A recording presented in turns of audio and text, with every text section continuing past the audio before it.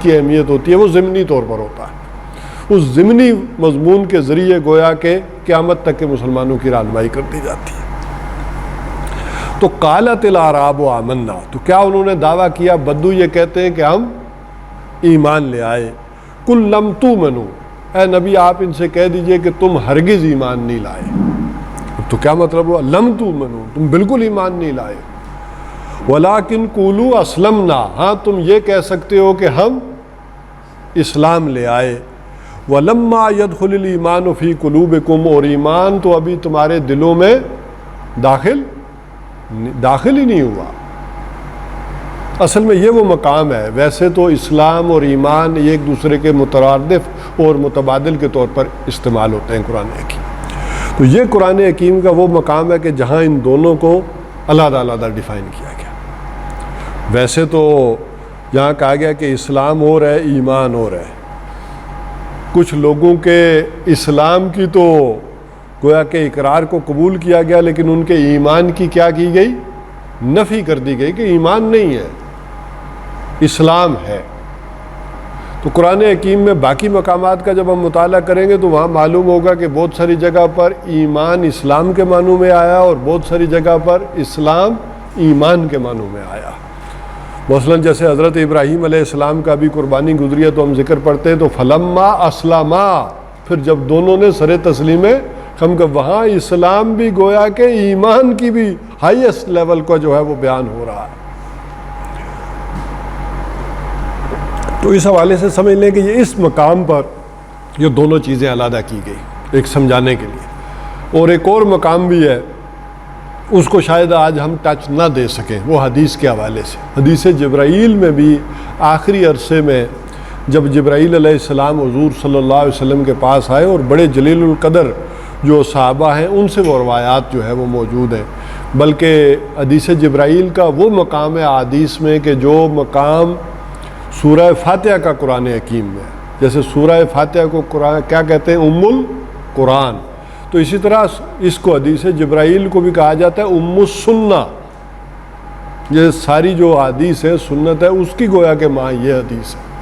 اور اس میں بھی جبرائیل علیہ السلام کیا ہوا؟ آخری عرصے میں حضور صلی اللہ علیہ وسلم کے پاس آئے، لیکن واقعہ یوں ملتا ہے کہ ایک شخص آیا ہے، اس کے بال پراگندہ نہیں ہے، بالکل صاف ستھرے بال، تیل لگے ہوئے، کپڑے سفید پہنے ہوئے۔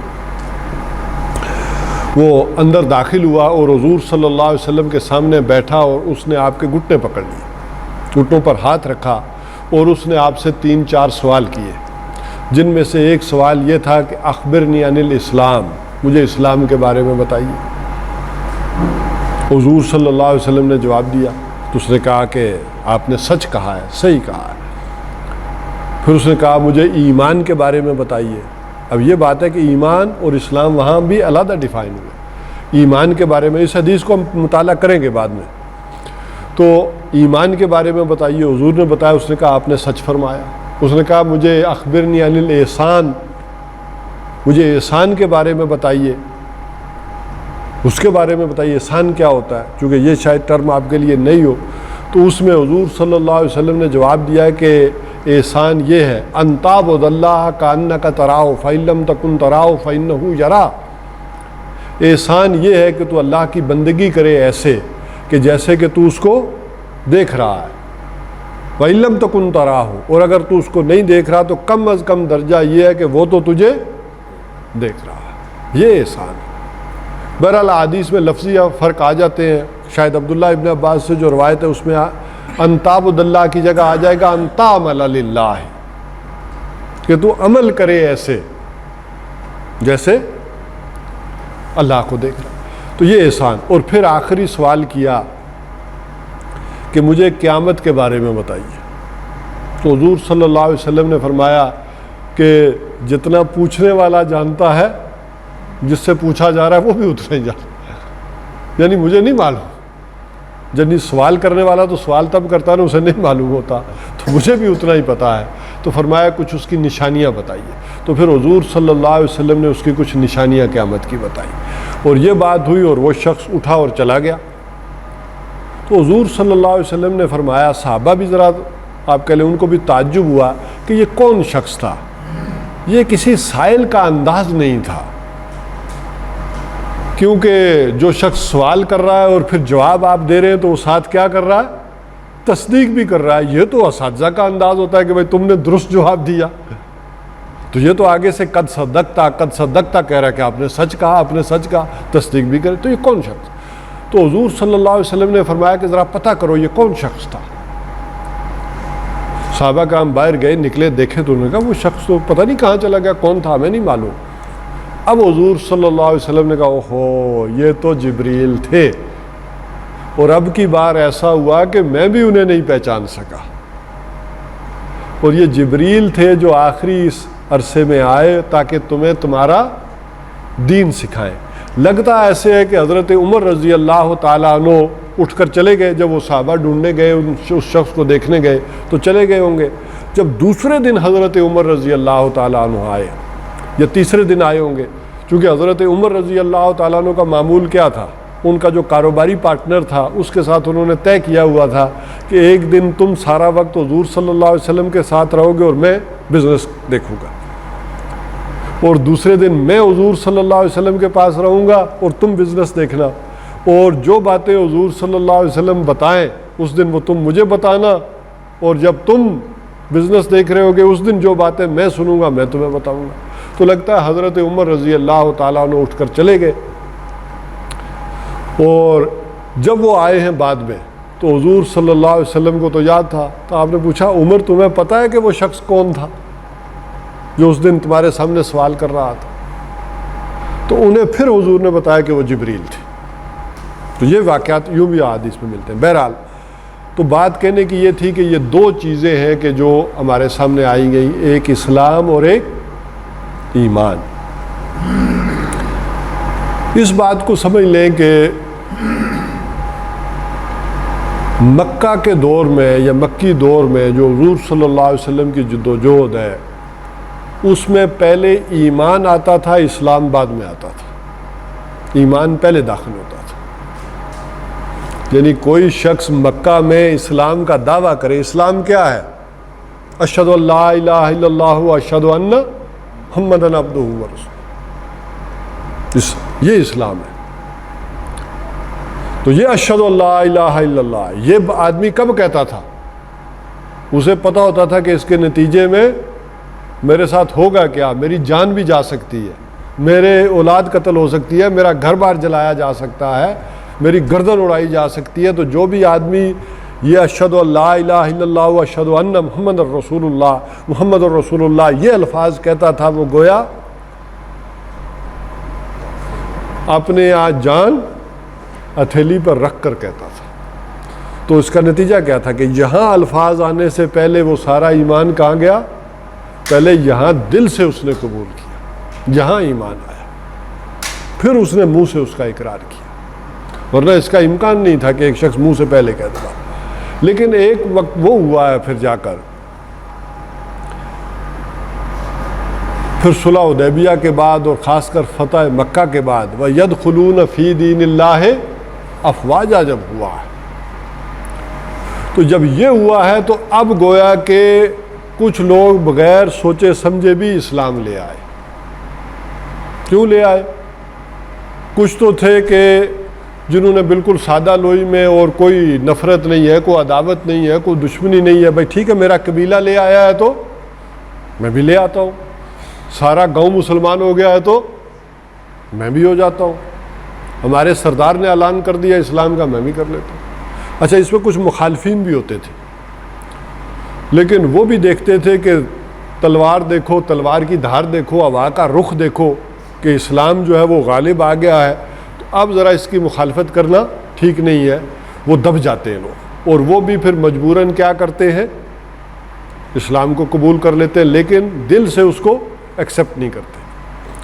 یہی وجہ ہے کہ یہ جو ریولوشن آتا ہے تو اس کے بعد جو کاؤنٹر ریولوشن موومنٹس ہوتی ہیں وہ پھر اٹھتی ہیں. ہر ریولوشن کے بعد کاؤنٹر ریولوشن موومنٹس آتی ہیں. یہی وجہ تھی کہ حضور صلی اللہ علیہ وسلم کے وصال کے بعد فوراً ہی کاؤنٹر ریولوشن موومنٹس اٹھی ہیں. جھوٹے مدعیان نبوت انہوں نے دعویٰ کیا، ہزاروں لوگوں نے ان کا ساتھ بھی دیا. تو یہ کون لوگ تھے؟ یہ وہی تھے کہ جو اسلام کے دبدبے سے اور اس کے سطوت سے اور عظمت سے کیا ہو گئے تھے؟ دب گئے تھے، وقتی طور پر انہوں نے کنارہ کشی اختیار کر لی تھی، ان کے تو گویا کہ انہوں نے اسلام کا جو منہ سے اقرار کیا تھا دل میں تو ان کے گیا ہی نہیں۔ تو یہ معاملہ اس طور پر سمجھ لیں کہ جب حضور صلی اللہ علیہ وسلم کی موومنٹ چلی ہے تو اس میں ایمان پہلے آیا ہے، اسلام بعد میں۔ جب اسلام غالب ہو گیا ہے تو اب فرق آ گیا، اب اسلام پہلے ہو گیا اور ایمان بعد میں۔ اچھا، اسی کی وجہ ایک سمجھ لیں، قرآن حکیم کی ایک ترتیب وہ ہے جو نزولی ہے، اور ایک ترتیب وہ ہے جو توقیفی ہے، جو حضور صلی اللہ علیہ وسلم نے بتائی۔ اب ذرا دیکھیں ترتیب اور ہے، اس نزولی ترتیب کے اعتبار سے جو بھی تھی دنیا میں کہیں نہیں ہے۔ کہا یہ جاتا ہے کہ حضرت علی رضی اللہ تعالیٰ عنہ نے ایک نسخہ ترتیب دیا ہوا تھا کہ جو ترتیب نزولی کے اعتبار سے تھا، اسی میں اہل تشیع پھر دعویٰ کرتے ہیں کہ وہ اصل قرآن ہے اور وہ امام غائب کے پاس ہے۔ بہرحال اس کی ایک علیحدہ کہانی ہے، لیکن ادھر سے ذرا دیکھیں کہ پھر جب یہ قرآن اس ترتیب سے جو ہے وہ ہوا تو اس میں گویا اسلام پہلے آ گیا۔ یہی وجہ ہے کہ یہ جو حدیث جبرائیل بھی میں نے آپ کو سنائی ہے تو اس میں ایک اختلاف آپ کو مختلف روایات سے یہ بھی ملے گا کہ کسی نے پہلا سوال حضرت جبرائیل کا یہ نوٹ کروایا ہے کہ اخبرنی عن الایمان، اور کسی نے کہا نہیں، پہلا سوال انہوں نے پوچھا ہے اخبرنی عن الاسلام۔ تو یہ فرق ہے، تو یہ نیچرل ہے ایک معاملہ کہ کب ایک ایمان پہلے آتا ہے اور کب اسلام بعد میں آتا ہے۔ اب یہاں تک تو بات تھی یعنی پرانی یا اس آیت کی ذیل میں۔ اب آ جائیں جو چیزیں تفسیر میں نہیں ملیں گی، میں نے کہا ہوتے ہوتے ہمارے دور میں کیا فرق آ گیا۔ یہ تو میں نے حضور صلی اللہ علیہ وسلم کے دور کی اور اس کے بعد کے دور کی باتیں آپ کے سامنے رکھی۔ ہمارے دور میں فرق کیا ہوا ہے، ہم کیوں مسلمان ہیں؟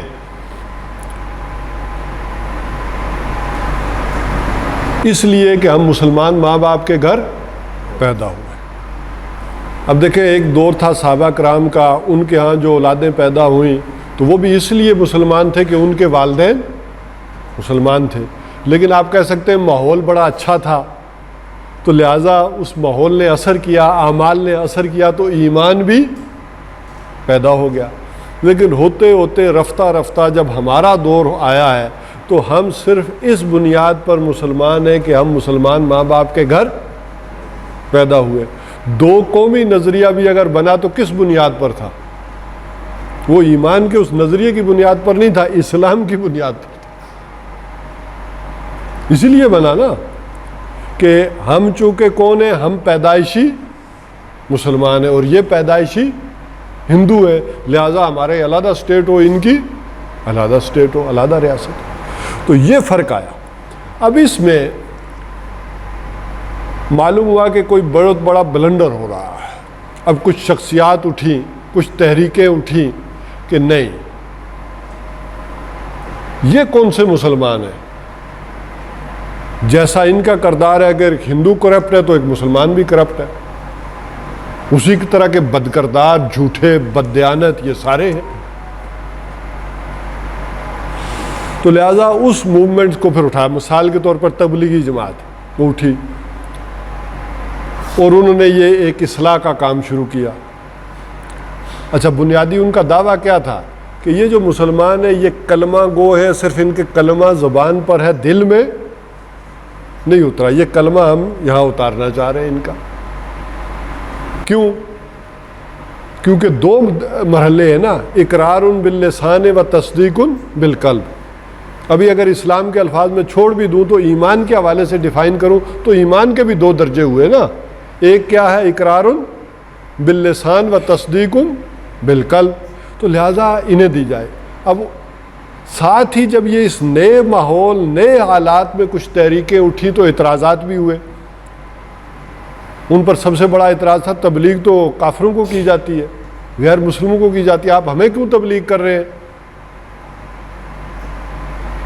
تو اب وہ معاملہ یہ ہوا کہ انہوں نے کہا کہ ایک طرف اگر ایک وہ سادہ سا سوال تھا، سادہ سا ہی جواب کہ ایک طرف ایک گدھا مر رہا ہو، ایک طرف گائے مر رہی ہو، تو کس کو ذبح کریں گے؟ تو بھائی ایک طرف ایک مسلمان ہے، ایک طرف کافر ہے، لیکن دونوں کے اعمال ایک جیسے ہیں، تو پہلے ہمیں ایک آدمی جسے قانونی اسلام حاصل ہے پہلے اس کو تو صحیح کریں نا. ہم کافر کو صحیح کرنے سے پہلے ایک مسلمان کو صحیح کریں، اس کو تبلیغ اس لیے کریں کہ تاکہ وہ صحیح ہو جائے. وہ قانونی طور پر تو مسلمان ہے، اقرار باللسان اسے حاصل ہے، تصدیق بالقلب کی کوشش کریں، اس کے اعمال درست کریں تاکہ وہ صحیح ہو سکے. اچھا، یہی چیز پھر بعد میں مولانا مودودی اٹھے، جماعت اسلامی، انہوں نے کہا کہ اصل میں مسئلہ یہ ہے کہ اس وقت دنیا میں جتنے بھی لوگ ہیں ان میں جتنے مسلمان ہیں یہ حقیقت کے اعتبار سے مسلمان نہیں ہیں، یہ قانونی مسلمان ہیں، اور جتنے بھی دنیا میں کافر ہیں یہ حقیقت کے اعتبار سے کافر نہیں ہیں بلکہ یہ بھی قانونی طور پر کافر ہیں. ایک حقیقی مسلمان جب حقیقی مسلمان بنے گا قانونی سے کہ جب اس کے سامنے کو بات پیش کی جائے دین کی تو وہ اسے پریکٹس میں لے آئے، اور ایک کافر کے سامنے جب آپ صحیح بات پیش کریں گے اور تب وہ اس کی فیس ویلیو پر، حقیقت پر جب اس کا انکار کرے گا تب وہ حقیقی کافر ہوگا. جب تک ان کے سامنے صحیح بات نہیں رکھی گئی، نہیں ایکسرسائز کیا گیا، ہم نہیں کہہ سکتے کہ یہ حقیقی کافر ہے. یہ کون ہے؟ یہ قانون کے درجے میں کافر ہو گئے. اب اس پر بھی اعتراضات اٹھے، جیسے وہاں تبلیغ جماعت پر، یہاں اس علمی لیول پر کہ نہیں یہ تو لگ رہا ہے کہ خوارج والا معاملہ ہو رہا ہے، معتزلہ والا معاملہ ہو رہا ہے. آپ کو معلوم ہے کہ یہ بڑے ابتدائی دور میں یہ چیزیں آ گئی تھیں. حضرت علی رضی اللہ تعالیٰ عنہ کے دور میں خوارج کا مسئلہ اوپر پڑا، اور اب وہ خوارج کا کہنا یہ تھا کہ اصل میں فرق کیا تھا. خوارج کا کہنا یہ تھا کہ جو آدمی گناہ کبیرہ کر لے وہ دائرہ اسلام سے خارج ہو جاتا ہے، واجب القتل ہو جاتا ہے. اور چونکہ انہوں نے حکم مانا ہے، اللہ حاکم تو اللہ ہے، انہوں نے اگر کسی اور کو حاکم بنایا ہے، حکم بنایا، فیصلے کا اختیار دیا تو انہوں نے تو شرک کر دیا، کفر کر دیا، یہ واجب القتل ہے. حضرت علی رضی اللہ تعالیٰ عنہ کو قتل کرنے والے، شہید کرنے والے کوئی باہر کے آدمی نہیں تھے، وہ تو اندر کے آدمی تھے، خوارج تھے، خارجی تھا ایک جس نے کیا. تو اب وہ یہ خود بخود آ گیا یا کوئی اس کی بیس بھی تھی؟ تو اس کی بیس قرآن و حدیث میں بے شمار وہ آیات تھیں، بے شمار وہ احادیث تھی جس کی بنیاد پر وہ یہ بات کر رہے تھے. وہ کیا تھی؟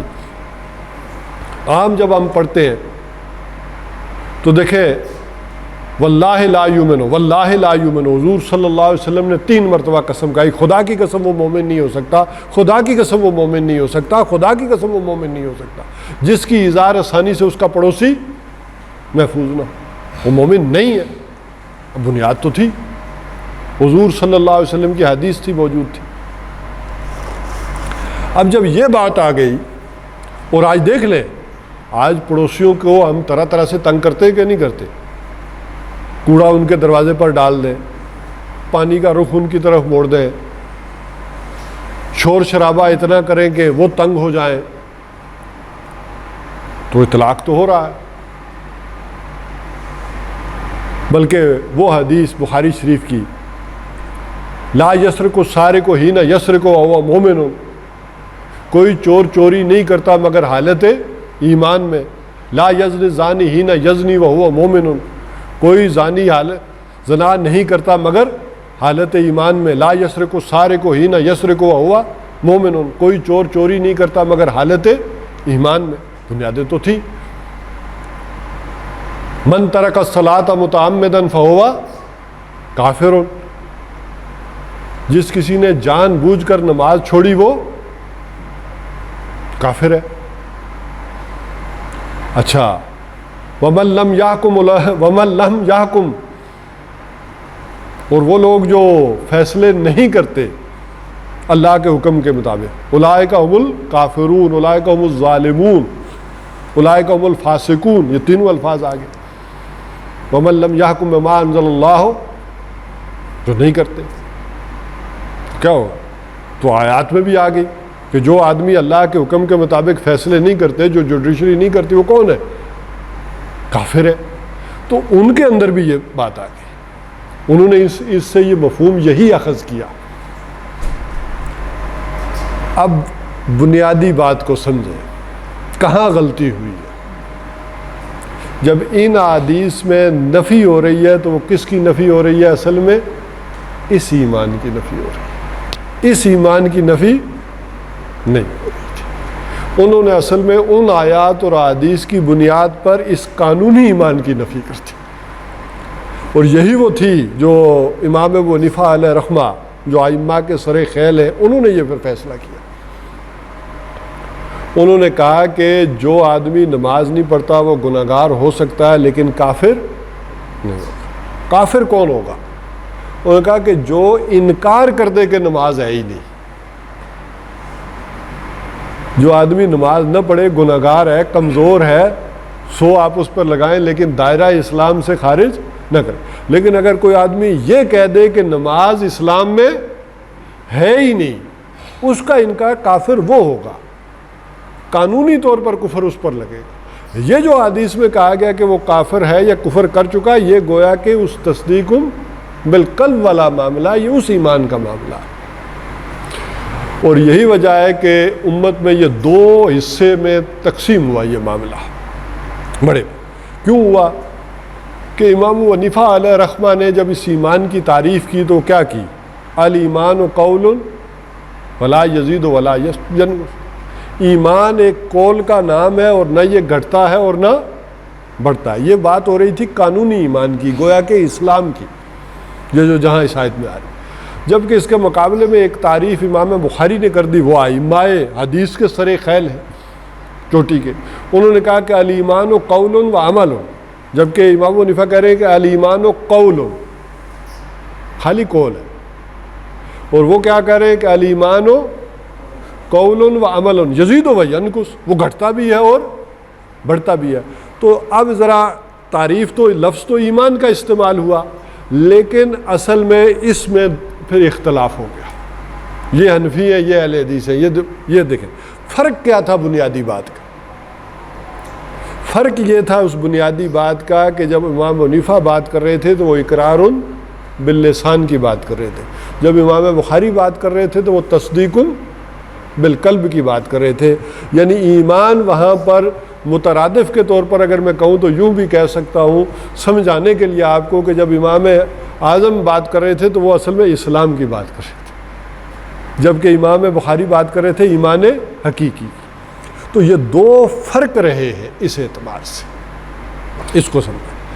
اب آ جائیں اس حوالے سے، چونکہ یہ میں جن کو زیادہ اس میں گہرائی میں دلچسپی ہو، مولانا مودودی نے شہادت حق میں، اور ہم وہ جو مسلمان کون ہوتا ہے اس طرح کی جو بحثیں کی اس میں تفصیل سے بیان کیا، یا ڈاکٹر اسرار صاحب نے اس میں مزید جو، چونکہ انہوں نے بھی یہ اپنی تنظیم کی بنیاد جماعت اسلامی ہی سے کی کہ جب جماعت اسلامی الیکشن میں گئی تو انہوں نے کہا کہ یہ اب ایک قومی سیاسی جماعت بن گئی ہے، تو اس حقیقی دینی اعتبار یا اصولی دینی جماعت نہیں رہی، تو انہوں نے ایک علیحدہ جو ہے وہ جماعت کھڑی کی۔ لیکن اس میں بھی کیا ہوا کہ اب وہ 50 برس ہونے کو آئے ہیں، جب ان کے متبعین بھی وہاں پہنچے تو انہوں نے کہا یہ ڈاکٹر صاحب کی محض علمی باتیں ہیں،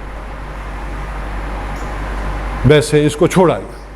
حالانکہ ان کی ساری دعوت کی بنیاد ہی یہی بحث بنتی ہے کہ کچھ لوگ ہیں کیا قانونی اور کچھ حقیقی، یعنی اگر ہم یہ سمجھیں کہ پوری دنیا کے مسلمان اس وقت قانونی اعتبار سے مسلمان ہیں اور کافر بھی قانونی اعتبار سے کافر ہے، تو ہر ایک کو خاص اور عام کو ہماری دعوت کیا ہے؟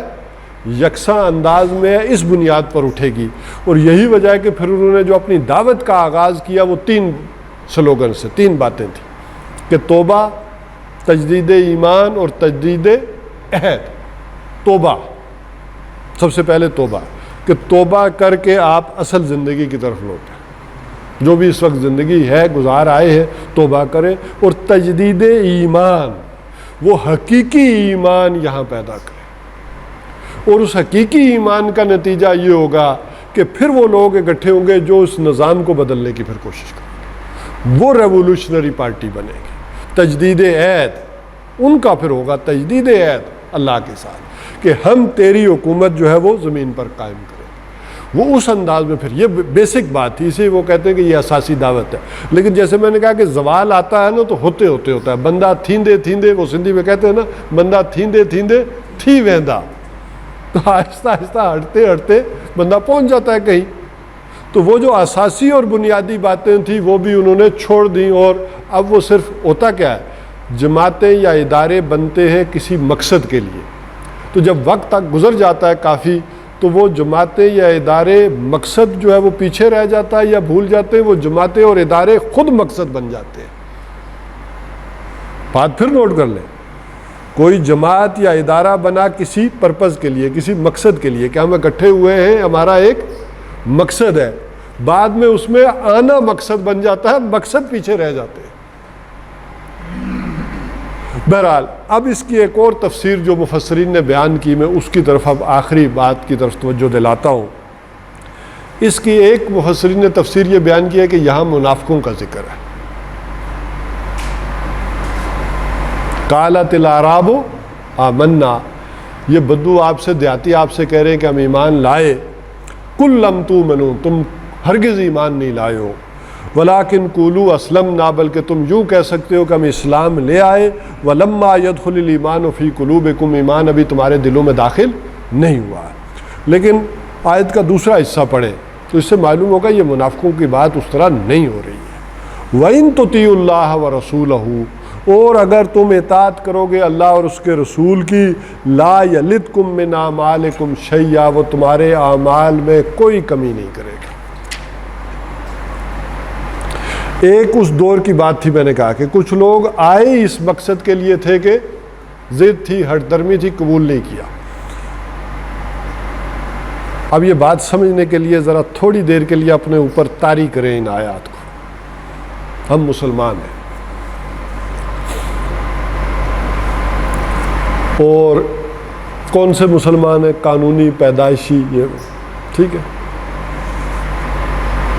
ذرا تھوڑی دیر کو سوچیں، کیا ہمارے دل میں اسلام کی نفرت ہے؟ نہیں۔ دین کی ہے؟ کو اللہ کے رسول کی مخالفت ہے؟ نہیں ہے نا، کمزور ہے، عمل میں کمزوری ہے۔ لیکن ایسا تو نہیں ہے کہ محمد الرسول اللہ صلی اللہ علیہ وسلم کی عداوت اور دشمنی ہمارے اندر ہو، ہمارے دین کی دشمنی ہو، بلکہ دین سے، حضور سے، باقی چیزوں سے محبت رکھتے ہیں۔ لیکن جس شے کا نام ایمان ہے وہ بھی نہیں ہے، ایک قانونی چیز تو داخل ہے، تو کیا ہم منافق ہیں؟ نہیں۔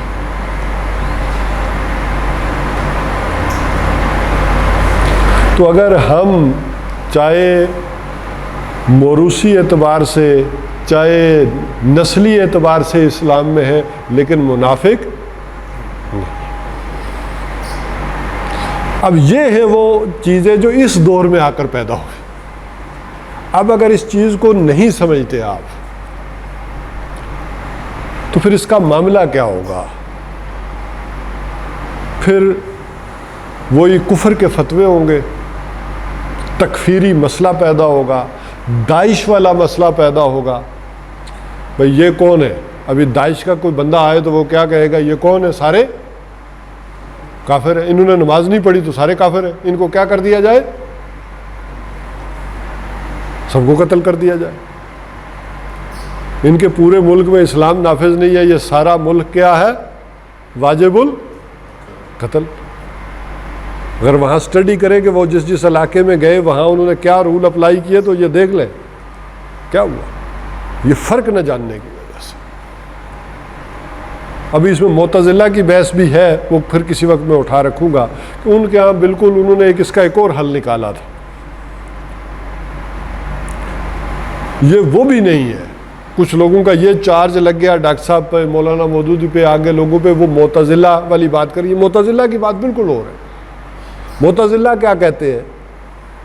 اگر ان کی تاریخ یا چیزیں آپ سے واقف ہوں، جو واصل بن عطا نے جو اعتراضات کیے خواجہ حسن بصری پر، اور اس کے نتیجے میں پھر پورا گروہ جو ہے وہ لوگ وجود میں آئے ہیں، ان کا کہنا یہ تھا کہ یہ جو خوارج نے مسئلہ بیان کیا ہے نا کہ ایک آدمی گناہ کبیرہ کر لے تو وہ کیا ہو جاتا ہے؟ دائرہ اسلام سے خارج ہو جاتا ہے اور واجب القتل ہے، اس کا جان، مال اور عزت جائز ہے۔ تو انہوں نے کہا کہ ایک آدمی اگر گناہ کبیرہ کر لے تو اسلام سے تو نکل جاتا ہے لیکن کفر میں داخل نہیں ہوتا، ٹھیک ہے کہ نہیں؟ اسلام سے، دائرہ اسلام سے نکل گیا اور کفر میں داخل نہیں ہوا۔ وہ کہتے ہیں منزلۃ بین المنزلتین، یہ ایک منزل ہے بین المنزلتین، کفر اور اسلام کے درمیان. آج یہ ہم نہیں بیان کر رہے، یہ کوئی منزل نہیں ہے. ہم یہ کہہ رہے ہیں کہ ایک آدمی اگر وہ گناہ کبیرہ کر رہا ہے تو اس ایمان سے خالی ہوا، لیگلی دائرہ اسلام سے خارج نہیں ہوا. یہ فرق ہے بہت بڑا جو لوگ مغالطہ پیدا کرتے تھے. تو بہرحال اس حوالے سے سمجھیں کہ یہ آیت منافقوں کے متعلق بھی آج کے دور میں اگر ہم دیکھیں تو یہ بحث نہیں کرتی، بلکہ کیا کر رہی ہے، ایک تسلی اور تشفی دے رہی ہے کہ تمہارے ایمان کی تو نفی کی جا رہی ہے لیکن اسلام کی نہیں کی جا رہی. اور اگر تم اسلام کو تسلیم کرتے ہو تو کیا شروع کر دو، اس کی تابعداری شروع کر دو. ان اعمال، ایک اعمال کا بھی تو نور ہوتا ہے نا. اب نماز پڑھیں گے، روزہ رکھیں گے، اچھے کام کریں گے تو اس کے نتیجے میں کیا ہوگا، آپ کے اندر ایک نور ایمان پیدا ہوگا. تو قالت الاعراب آمنا، یہ بدو کہہ رہے کہ ہم ایمان لے آئے. قل لم تؤمنوا، آپ ان سے کہہ دیے تم ہرگز ایمان نہیں لائے. ولکن قولوا اسلمنا، تم یہ کہہ سکتے ہو کہ ہم اسلام لے آئے، ہم نے اسلام کی اطاعت قبول کر لی ہے. ولما يدخل الايمان في قلوبكم، اور ایمان تمہارے دلوں میں داخل نہیں ہوا. وَإِن تُطِيعُوا اللَّهَ وَرَسُولَهُ، اور اگر تم اطاعت کرو گے اللہ اور اللہ کے رسول کی. لا یلتکم من اعمالکم شیئا، تمہارے اعمال میں سے کچھ کمی نہیں کی جائے گی. اب یہ بات ذرا دلیل آ گئی. منافق کا عمل قبول نہیں ہے کہ آپ ان کے لیے ان تستغفر لہم 70 مرہ، آپ ان کے لیے 70 مرتبہ بھی استغفار کریں، یہ قابل قبول ہی نہیں. لیکن یہاں کہا جا رہا ہے کہ اگر تم اعمال کرو گے تو تمہارے اعمال میں کمی نہیں کی جائے گی، اس کے نتیجے میں ایک ایمان بھی بڑھے گا. یہ ایک تسلی اور تشفی دی جا رہی ہے آج کے دور میں. ان اللہ غفور رحیم، بے شک اللہ تعالیٰ بخشنے والا ہے، غفور ہے اور رحیم ہے، مہربان ہے. یہ اس کی مہربانی ہے، یہ اس کی بخشش ہے، یہ اس کی عنایت ہے. ورنہ وہ چاہے تو کہے کہ ایمان کے بغیر تو کوئی عمل قابل قبول ہے ہی نہیں اگر اس کے دل میں نہیں. لیکن یہ اس کی کرم نوازی ہے. وہ کہہ رہا ہے کہ اگر تم اطاعت کرتے ہو، تمہارے دل میں کوئی عداوت نہیں، دشمنی نہیں، نفرت نہیں، تو تمہارے ان اعمال کو ایکسیپٹ کیا جائے گا. تو اس طرح وہ لوگ جو مایوس ہو جاتے ہیں تو ان کے لیے بھی تسلی کا اور تشفی کا سامان ہے کہ وہ جتنا بھی ہو سکے اپنے عمل کو درست کریں اور عمل پیرا ہونا شروع ہو جائیں، تو یہ بھی ان کے لیے ہو جائے گا. تو اصل بات اس میں کیا تھی؟ اصل بات یہ تھی کہ اسلامی ریاست میں شہریت کی بنیاد اسلام ہے، ایمان نہیں ہے. یا جس کو میں دوسرے الفاظ میں کہوں کہ اسلام میں، اسلامی ریاست میں اسلامی شہریت کی بنیاد قانونی اسلام ہے، قلبی نہیں. قلب میں کیا، یعنی آج تک دنیا میں کوئی انسٹرومنٹ نہیں بن سکا کہ جو انسان کے دل کو چیر کر دیکھ سکے کہ اس کے اندر کیا ہے کیا نہیں ہے. البتہ آخرت میں فیصلہ قانون کی بنیاد پر نہیں ہوگا، اس ایمان کی بنیاد پر. اس دنیا میں جتنا فیصلہ ہوگا وہ اس اقرار باللسان کی بنیاد پر ہوگا. آخرت میں فیصلہ ہوگا تصدیق بالقلب کی بنیاد پر کہ یہاں. اور ظاہر ہے کہ وہ یہاں کتنا ہے کیا نہیں ہے وہ دنیا میں کوئی نہیں جان سکتا، وہ صرف اسے معلوم، وہ جان سکتا. تو اصل بنیاد یہ. تو اب سوال ایک پیدا ہوا. اب جو میں نے کہا تھا کہ اصل اہم بات آ جاتی ہے ضمنی اعتبار سے. تو ضمنی طور پر یہ سوال پیدا ہوا ہے کہ ایک اسلامی ریاست کا جو شہری ہے وہ صرف ایک مسلمان ہو سکتا ہے، اسے پورے قانونی تحفظ حاصل ہو سکتے ہیں ایک کلمہ شہادت کی بنیاد پر. تو ضمنی طور پر یہ بات آ جائے گی کہ پھر ایمان کس چیز کا نام ہے، پھر ایمان کی ڈیفینیشن کیا ہے. اگر اسلام یہ ہے اشہد ان لا الہ الا اللہ و اشہد ان محمد رسول، تو اگر یہ اسلام ہے تو ایمان کیا ہے؟ اس کو انشاءاللہ العزیز کو جو بحث کر رہی ہے کہ ایمان پھر کیا ہے، اس پر آئندہ انشاءاللہ اگلی نشست میں اللہ نے چاہا تو گفتگو کریں گے. صدق اللہ.